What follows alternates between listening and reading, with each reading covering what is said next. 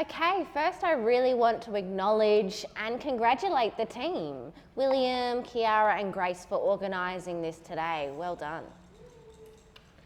So without their volunteer, their work, their commitment to, develop this Deaf Game exhibition, we wouldn't be here today and the exhibition wouldn't be possible.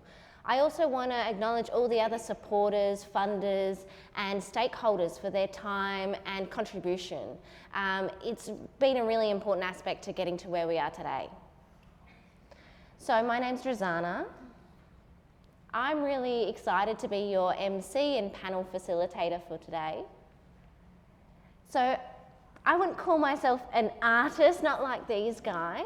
I do dabble in performing arts, but really, art is such a broad term. There's so much scope to it. It can be performing, it can be visual, there's so many different types of art.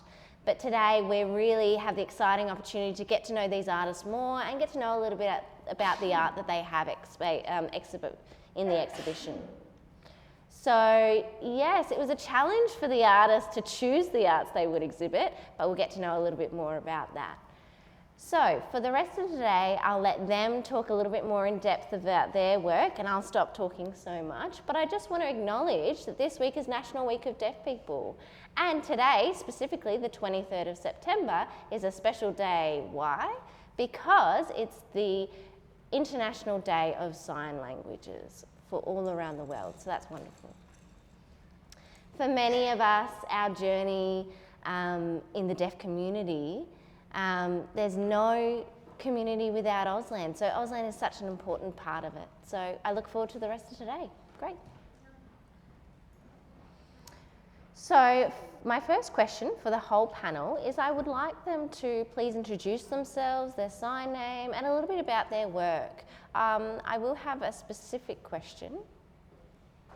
So your artists who are here, talk a little bit about your work, that you have in the exhibition, how you came to create this work and what your inspiration was. So if you could take about 3 minutes each to describe that, that would be great. Do you want to start first? Oh, I can. Yes, okay. Is it okay for me to still sit? Can everyone see sitting? Yep. Okay, well, hello, I'm Jace. That's my sign name, Jace. I use the pronouns they, them. And this is my sign name, Jazz. So I'm from Wurundjeri country, and with my exhibition I use textiles, weaving, and that kind of thing. And my practice is really based on challenging rules and, the rules of what supposedly makes good textiles or bad textiles, and really challenging that practice and experimenting to see what happens. So your work so far and what work you're going to complete in the future, do you have any ideas about that? Well, I'm still working on a manuscript, very long. I've been working on it for 4 years. So one day, hopefully, I will be successful in publishing that. Oh, thank you so much for sharing. How exciting. Thank you. Next we have Luke. Okay, thank you, Jazz. Thank you, Drazana. Thank you for the invite here today. I appreciate that. My name is Luke. I'm from Wurundjeri country as well, the same as Jazz. We're from Melbourne. We're really grateful to be here with all of you in the National Week of Deaf People. Okay, my work. Okay, so you'll see my work out there. It's got red frames around it. My work is really linked to paper. That's the common thread of my work. Paper, the textual elements of paper, the way that you can use it and form it and mold it, the relationship with that. I'm quite passionate about paper at the moment. The subjects that are involved are portraits. That's what I'm really keen on making art about. Not typical portraits, more distorted portraits. When you see people walking past and you don't know that person and you look at them and you don't get that just straight glance at them and you don't know them, but then once you get used to a person, you understand more about them, what's inside of them, as opposed to what they present to the public. I think it's not just a straightforward thing, a portrait, it's deeper than that. My work until now has, I've been an artist for a long, long time. Through my university degree, there's been many different stages on my art journey, and my work has most certainly evolved and grown as my life has evolved and grown. So it's been a journey. My life's been a journey, and the art has matched my journey. I've had 9 group shows in my life up until now, and a solo show. And it was my experience to express myself through that hard work. Well, good luck Good for luck that. with that. Okay, I want to introduce Gonkita now. Hello.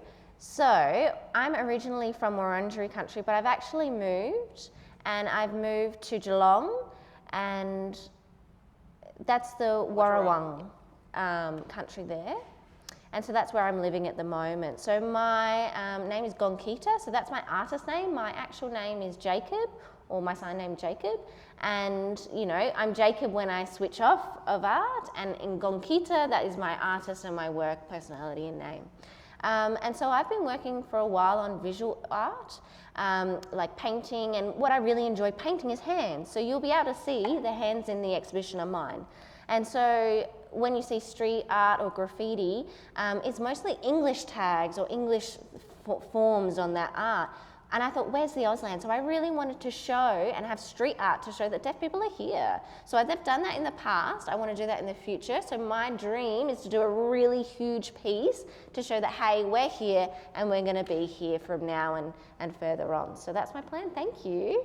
Well, thank you very much. And next I want to introduce Shell. Hello everybody, I'm Shell. And I'm a visual artist, the same as everyone else. It's wonderful to be here involved in this collaboration with other deaf artists. I started art, mostly drawing, mostly working with paper like Luke does. Different experimentation, and I realised that after COVID, my life changed and my art changed, and I needed to unpack that. And I needed to unpack my deaf identity and really follow my gut on that and delve into the past a little bit. From 21 to 39. I lived in Adelaide. I was living in Adelaide and I moved to Melbourne. And I was living there. Sorry. Living in Wentworth? I was living in Wentworth. Oh, sorry. Wentaggi. Wentaggi, sorry, apologies, interpreter error. In Victoria, and that was great. I was still close enough to Melbourne. And I became a performer, a video performer, and I was doing different mediums of art, multidisciplinary styles, a big variation in my art. I was a multidisciplinary artist. I was interested in many different things. I was still drawing, I was printmaking, I was doing a combination of things to be able to express myself. I was feeling very creative as a deaf person. And it empowered me as a deaf person. It gave me a voice to the community through my art. And my life really started to accelerate. And I was asking lots of new questions and getting interested in things. And I was thinking about, the deaf community and how often I felt behind, but art gave me a way to feel like I was involved in a community. And you can see that out there in my art through all the different mediums I use to express my creativity. I've been able to capture my story through my artwork. Thank you. Okay, and next we have Ravi. Hello. Yes, I'm Ravi. Yeah. And I'm from Wurundjeri country in Melbourne, same as some of the others here on this panel.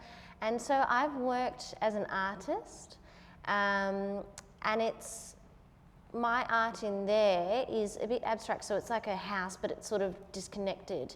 So really, I grew up, I had family, mother, father, friends, all that kind of thing, or I went to the Deaf Society. And so much of what I've learnt through sign and learnt through Auslan, and they're my memories sort of bringing those ideas together, almost like a Frankenstein.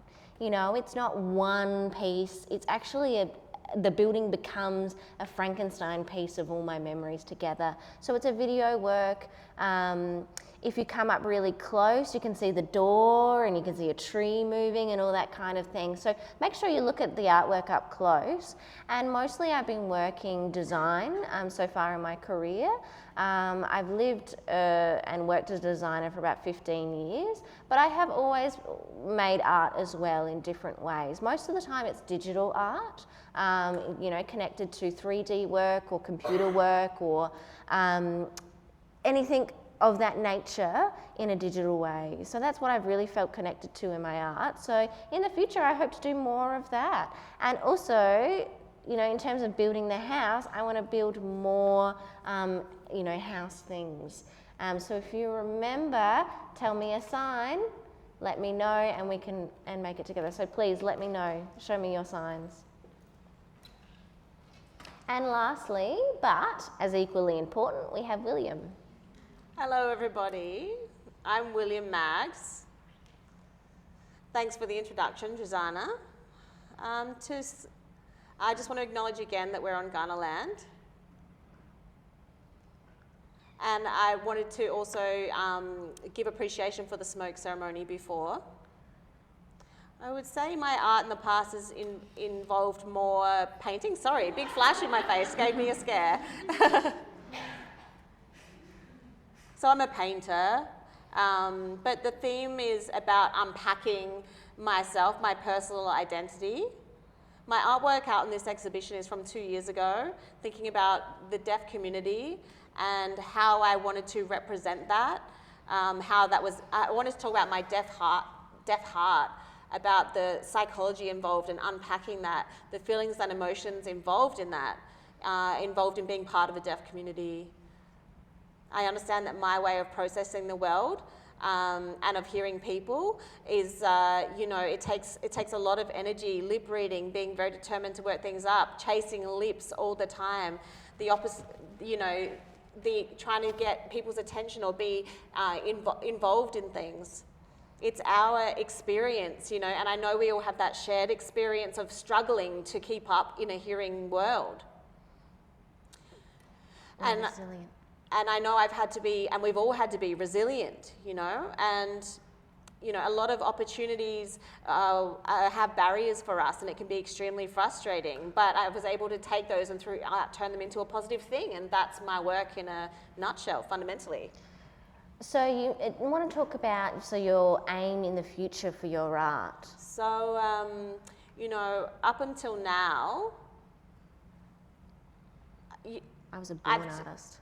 I was a very young artist through high school and growing up in my childhood, and I'm still studying at uni at the moment. And so in the future, I'm not sure, to be honest. I feel like growing up, I loved to draw. Hi mum up there. I was always at home drawing. Thanks to my mum, she inspired me to draw. So in the future, I feel like really, I'm flexible.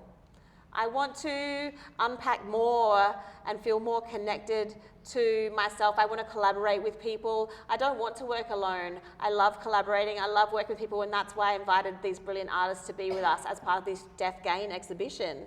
The deaf artists and the deaf community, that's my future, and I want to see more of that.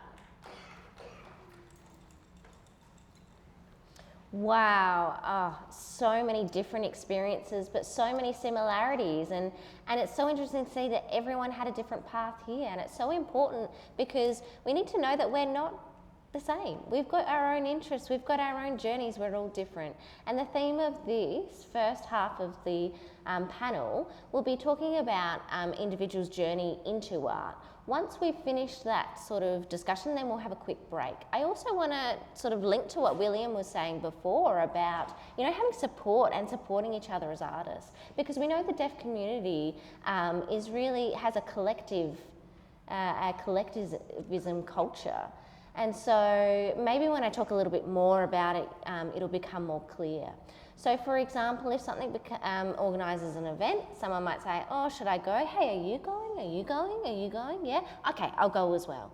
You know, so it's all about, you know, us telling each other, hey, do you know about this? Do you know about that? We're always sharing information within the deaf community. And so we've always had an intuition to support each other as deaf people because we're not always able to access the world as a hearing-centric world. So it's beautiful what William was saying, like wanting to support each other as artists to create art. Okay, so now we've got a few questions. We won't go in turn, but it's whoever wants to respond to the question is free to do so. So, in the deaf community, how can we find a way to strengthen art in the deaf community? So, I want to handball it off to you guys. Who wants to sort of take a gamble at answering the question? So, how can we strengthen our art communities within the deaf community? I'm happy to speak about it. I'm happy to throw my hat in the ring. This may be an assumption because I'm young, but I think that as a community, like now, we are starting to come together and get some attention. We know we do have artists out there. We know we want to work together, and we're also independent. So I started setting up my first art exhibition 2 years ago. 70 people came to my exhibition. It was my first time. And now Deaf Game, we've increased that again. I think that as a community, the deaf community in particular, we are starting to come to events to support each other. You can see that in the numbers, and it's very, very important that we support each other. But, you know, we have to show up for each other, support each other, start the conversation, start the representation, and start the knowing that we are around for each other. And the more we get the ball rolling, the better it's going to become in the future. It's important because then we can prove that we have an artistic community in the deaf community. And then we can say to the government, look at all these people who came, and we can get more money and more funding in the future and provide even better events. But the numbers are very important. If the government sees no one comes to anything, we get nothing. If government sees that many of us come and support each other, then that gets the ball rolling and we can access more funding. What do you think? Shell speaking. Absolutely, William. I agree 100%. When I started, many years ago, when I started to create things, maybe 12, 13, 14 years ago, I started to, you know, have a look and try to get word out there about deaf artists. I tried to kind of eliminate that fear and try to get my work out there into the community at that time. And I was inviting people to come to different events and different shows. And it was, you know, a small group at that time, but deaf people did start to come, but it's only a few. And then more would come and more would come, and you slowly build that confidence when you see that happening, as is happening to William right now. I was living in Adelaide at that time, and I was young, as William is now. I felt very, very lonely. It was a very isolating experience. I didn't feel all that supported at the time, but then gradually over time, I did feel more supported. And that is one reason why I did move to Melbourne, because of the arts community and the support that is over there. And I'd like to, you know, pass that along to William, and you know, I'm very proud of what he's achieving here as a young artist, to bring that community together, create these events where artists can collaborate and the deaf community can come together in support of artists. That's so very important for artists not to feel frightened, but to put yourself out there and share the work, the creative work that you've made, and be able to talk to each other about it, get the conversation going, and then we can have more events in the future and the arts community continues to grow. It's fabulous. It's fantastic. Don't have the fear. Make sure you show up for each other, and then we can show up as artists. So I just want to link to what William was talking about, you know, us supporting each other as artists. I think it's also really important in children as well, you know, for deaf parents to help, you know, their young children to express themselves, you know. Art is such a beautiful way of doing it, and everyone can do art. Everyone can be involved in art. And so it's not about saying, oh no, you know, rah, you have to make time to do this, you can draw and that. It's about making the time, about having that time. And it's about not only focusing on the younger generation, but, you know, we can see, you know, in the older generation, in history, there was a lot of deaf artisans, a lot of deaf woodworkers, and so much of that creativity and knowledge we can sort of bring into the current time. There was a festival, Joe, what was his last name? Joe, Matt Liv from the Flow Festival. He had Usher's syndrome and he had retired from work and he felt that he didn't have much to do. So he went back to TAFE and studied to become an artist. And now he's working as an artist now. And he's fantastic. He does etching because he can feel it, yeah? Because he's got Usher syndrome, so that real tactile version of art. And he's actually going to move on to sculpture after this. And so, you know, it's all ages who can be involved in art. And it's important not to have just a few people here. We want to have everyone involved from all ages or walks of life. Yeah, I totally agree. Growing up, seeing art in the deaf community, I didn't really see it. It was rare. So I'm really happy to see that it's growing now, that we're seeing more people do it, and we need more. Because if I tell you the truth, growing up I wasn't interested in in sport, but I felt like I had to go and do sport because that was an opportunity for me to socialise.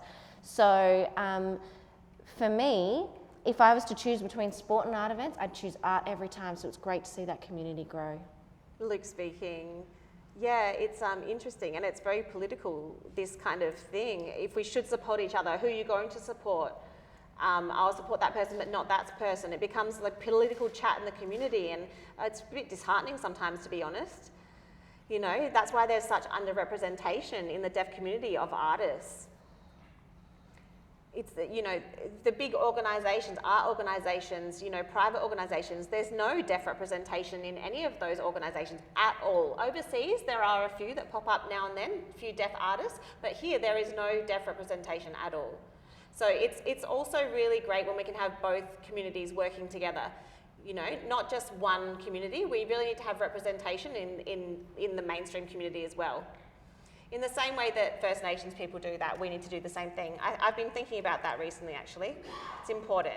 Excellent. Would you like to add anything? I think I see a lot of value in DIY art and craft. Anyone can go ahead, make it, do it. Make it yourself, show your friends, show your family. Yeah, go on.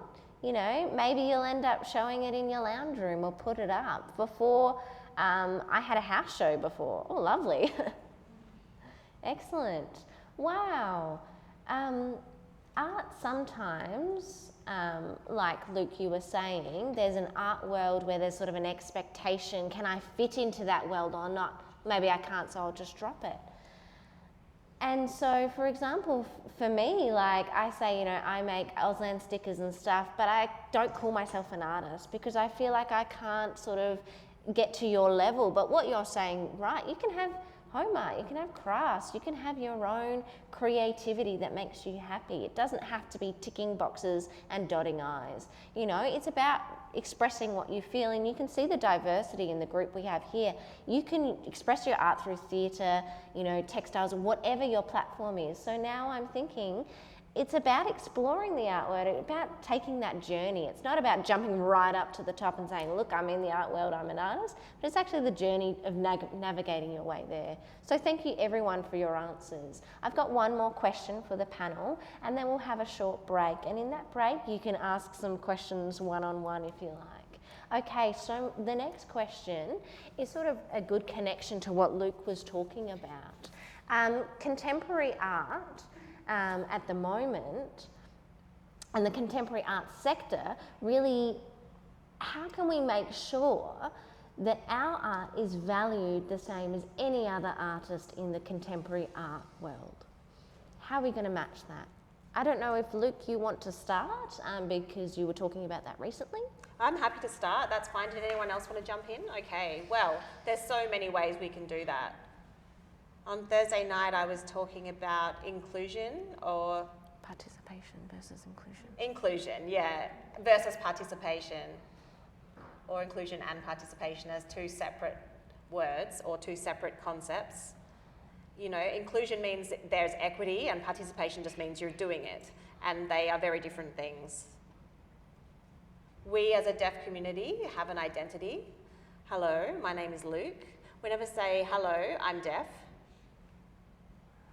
I'm Luke and I'm an artist, but unfortunately, like people see me as deaf first. That is my identity.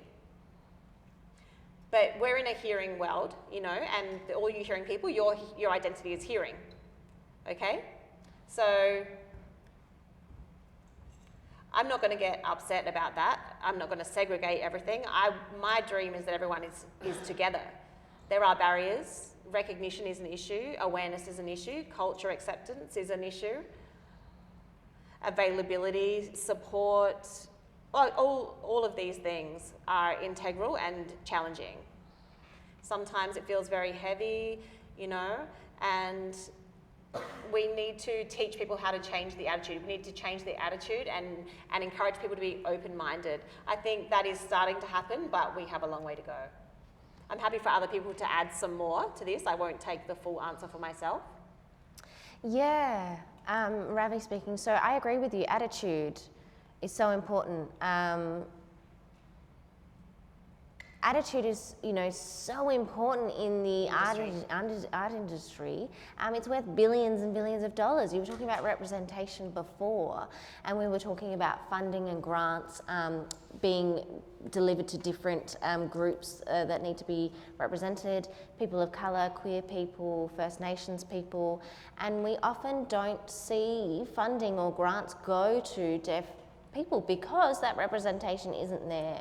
So really what you need is that network and sort of connection within the art industry to know where to go to for those grants, for those residencies, etc. Because it's so hard for an artist to do their work without having that financial guarantee. They have to worry about their rent, about their food. So really it's about having the restrictions of financial burdens lifted so that we can work as artists.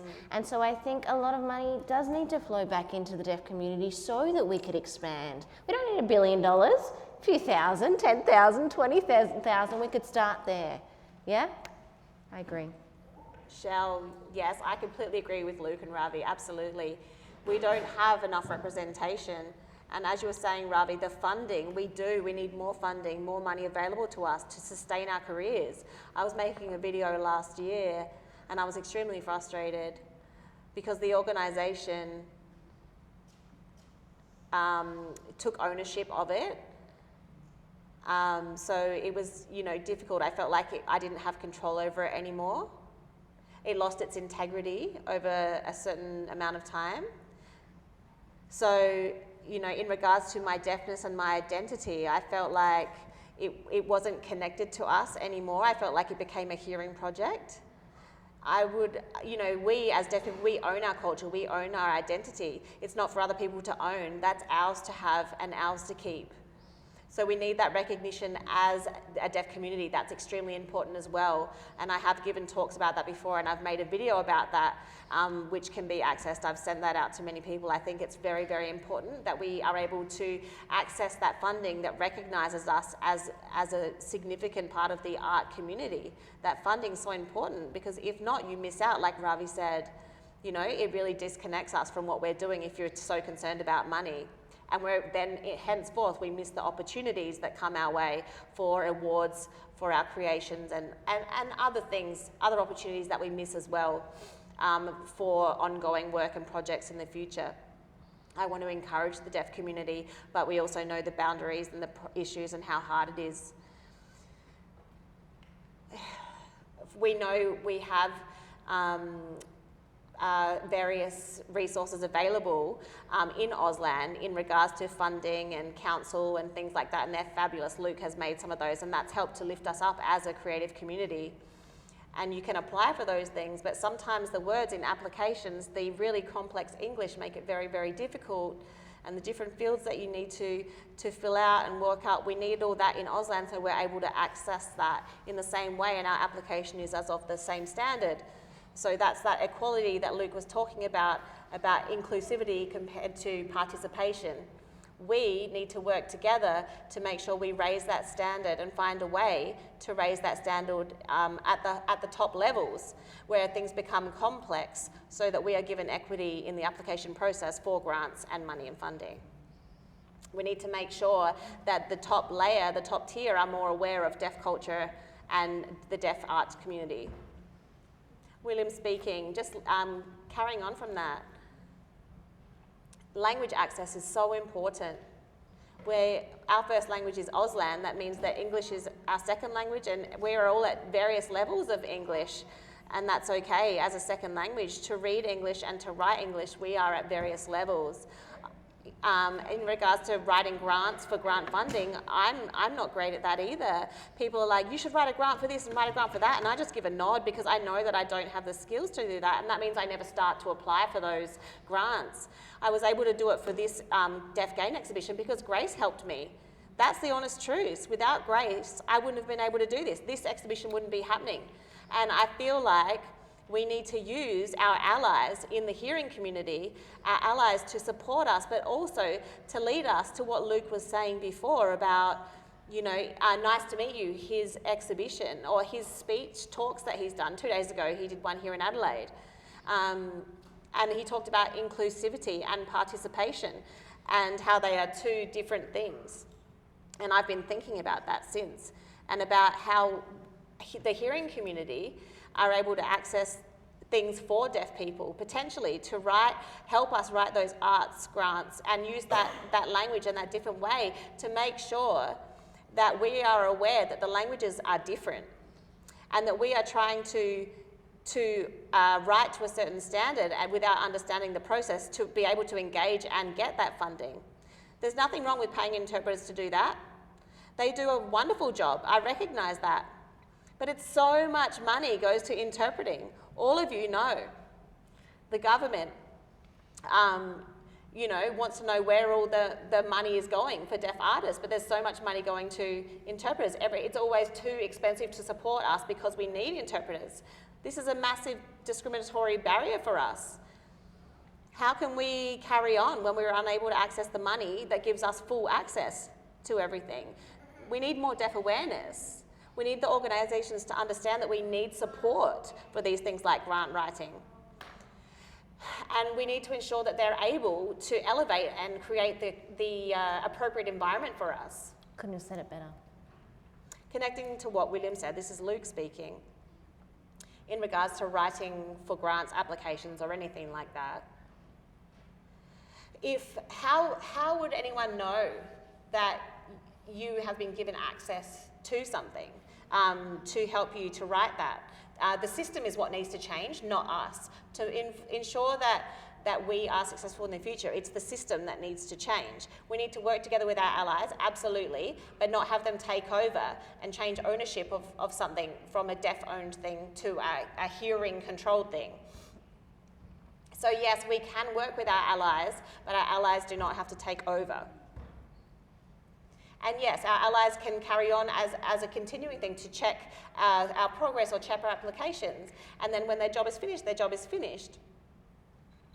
And then after a show, we need to have reviews, and we have reviews in the newspaper and reviews from the deaf community. We need to be involved in saying that, I liked this, I didn't like this, I'd like this to improve. It has to be through a deaf lens, not just the hearing lens. Our allies write plenty of reviews, but please, deaf people, come and write some reviews. We want to see that. And we want to see it ongoing in the future. And it's the same for deaf writers in newsletters or anything like that. We want to see more of that in the future. In regards to deaf advocacy groups, we need that. We need the information updated and circulated. That's it, from me, but maybe you all like to say, oh, it doesn't matter, it's fine, money's not a big deal. Trust me, we need the support. You know how to support us? Buy the art. Go and hang it in your house. Buy the artwork. That's how we get supported. It's very, very, very important that you support deaf artists if you want to keep seeing deaf artists, because if that doesn't happen, we won't be able to make art anymore. Yes, the funding is important, but it's also extremely important that you buy the artwork and support deaf artists as well. Would you like to add anything else? I agree with what everyone else says. Gonkita said, no, it's fine, yeah. Oh, Ravi, I just want to add one thing just about purchasing art. So yes, art can be expensive sometimes, but there's an opportunity to group buy art. I think that's becoming a much more current thing. Like 6 friends say, hey, we all want to buy this art. we buy this artwork, and then we, over a few years get to move it from house to house to house. So it's a collective purchase. Like for me, if I buy one, it's, very expensive, and then I have to save up a long time to buy another. But if we work as a collective, we can buy 5 or 6 and then start swapping those art pieces around. And I've seen that around. It's really inspiring me. It's beautiful. Yeah, that gives everybody something to think about. Absolutely. Great. Thank you so much for your description. There's no perfect answer. There's no perfect solution. Like you can see, it's a journey. It's every one of us going step by step to see how we can support our deaf artists, like saying purchasing art by doing group purchases of art. And, we need to acknowledge that society still oppresses deaf and hard of hearing people. And sometimes people might feel bad if they can't purchase art because of that. But write a review on Facebook, link to your networks, link to your friends, your deaf and hearing friends, expose their artwork to other people you know, share their work and congratulate them on it. So have a think about your networks. Maybe you have a family member who works at university. Hey, you can nudge them and say, hey, look at this beautiful artwork. Why don't you buy this? Or there's this beautiful deaf artist. So sometimes people always think about me, I have to do something. But it's actually also about us harnessing our networks and our friends and taking them to their galleries. So network is a form of empowerment, and we all have NDIS at the moment, which means that we can step out into the hearing world a lot more. In the past, who was going to pay for the interpreters? But now that we have that, we can start introducing each other and start networking more. So maybe some of you want to collaborate and work on a project with some of these artists. That's another way to raise the profile of these artists. So I really want to link to the discussion about representation. For example, have you noticed this week there was a deaf signing ad for bonds? Have you seen that? Yeah? Yeah, some of them nodding their heads, almost naked, I'll let you know, in the ad. Ravi said hot. So it was a deaf person from Melbourne. What actually started the process was Dylan Alcott, the famous wheelchair user who's a tennis player, and he was actually advocating for representation because he was saying that 1 in 5 people have a disability, and so that should be shown on TV. And so now we have 20 different advertisers with different companies who have different forms of abilities and disabilities, and one that we're highlighting is the Bonds ad. So, there's so many different ways, TV, film, ads, gallery, it's all about representation, and representation is just so important. So it's great that, we can see this. Now we're going to think, how can I contribute to that? Okay, now I'm going to sum up this first part. Thank you so much. I want you all to join me in congratulating the panel. They will be coming back. We'll just have a 15-minute break, go get a coffee, say hello to some of the artists and talk in person, and then we'll be back for the second half of the panel. Thank you so much for being patient and